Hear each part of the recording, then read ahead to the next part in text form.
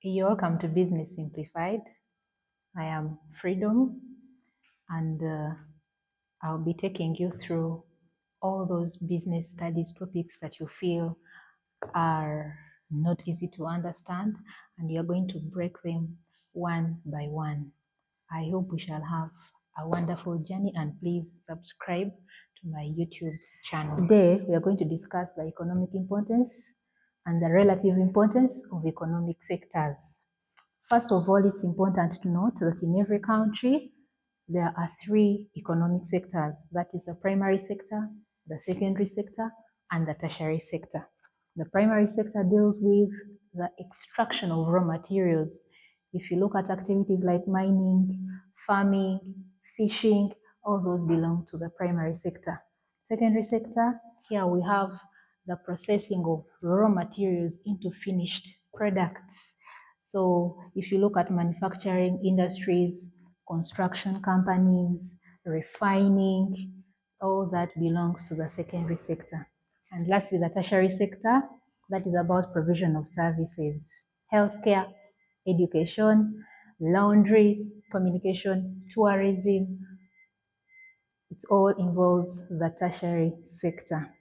So why would the relative importance of each of these sectors change over time in a given country?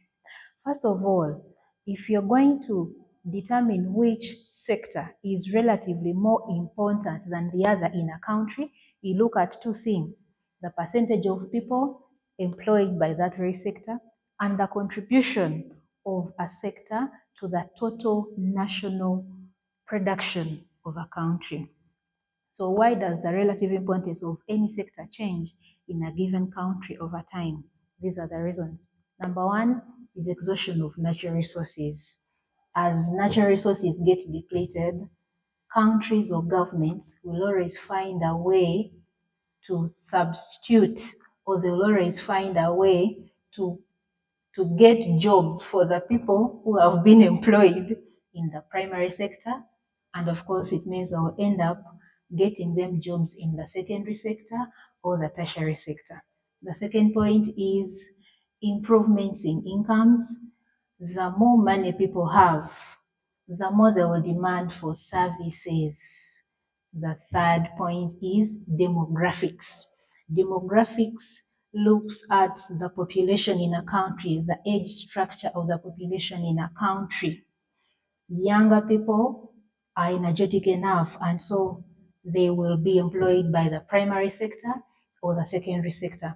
Whereas for countries like Japan, where the population is mainly aging, they will probably prefer more of the tertiary sector.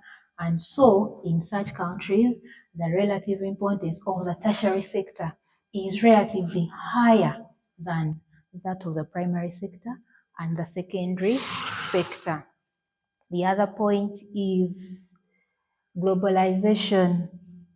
Perhaps in economics, you've learned about comparative advantage.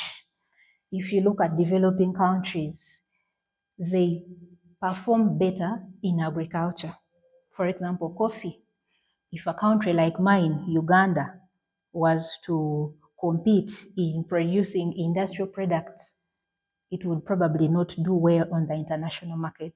So globalization forces countries that have better comparative advantage in something to find that the relative importance of the other sector is higher than that of the other two sectors. So in my country, the primary sector is obviously relatively more important than the secondary and the tertiary sectors.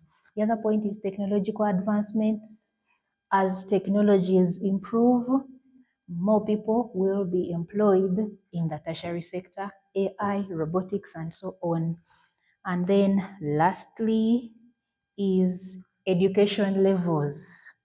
The higher the education, the higher the training, the more people will prefer and will be attracted to work for the secondary sector and the tertiary sectors.